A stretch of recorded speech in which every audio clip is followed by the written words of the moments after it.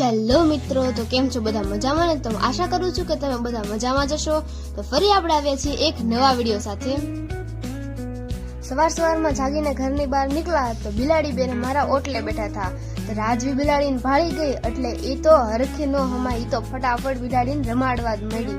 અડધી પોણી કલાક રમાડી પછી બિલાડીને લાગી ભૂખ, તો એને રાજવીએ રોટલી પણ ખવડાવી.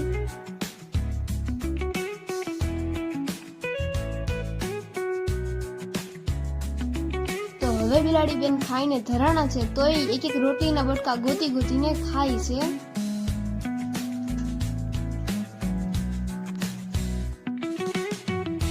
અને હા, જો તમે મારી ચેનલમાં નવા હોય તો ચેનલને સબસ્ક્રાઇબ કરવાનું ભૂલશો નહીં. અને આવા નવા વિડીયો જોવા માટે ચેનલને લાઈક, શેર અને સબસ્ક્રાઇબ જરૂરથી કરી દેજો. રમીને થઈ ગયા આટલા વારમાં આમથી પતંગ ઉડીને આવી. રાજવી પતંગ લેવા ગઈ તો બિલાડી એની વાહે દોડી. બિલાડી કહે કે મારી છે પતંગ, તો આને તો ઈ ચકાવવાની હોય આગળ.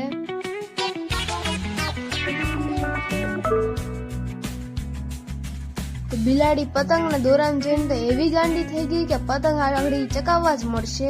પછી થોડીક વાર બાદ માથાકોટ હાલી બેની. પછી મેં રાજવીને કીધું કે હવે તું પતંગ મૂકી દે, બિલાડીને આપી દે પતંગ. તો બિલાડી તો પતંગ જોઈને એવી હરખાઈ ગઈ ને કે પતંગની ઉપર બેહી ગઈ, જાણે એમ કે આ તો મારી પતંગ છે, હું કોઈને દેવાની જ નથી. થોડીક વાર પતંગ હારે રમતું કરી પછી મને એમ લાગ્યું કે આગળથી પતંગ ચકાવવા વહી જશે. પછી રાજવી એની પાસેથી પતંગ લેવા ગઈ તો બિલાડી કે પતંગ તો હું નહીં જ દઉં.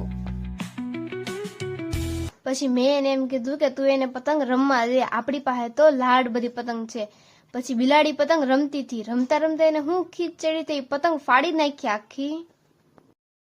તો ફરી મળીશું નવા વિડીયો સાથે, ત્યાં સુધી બાય બાય.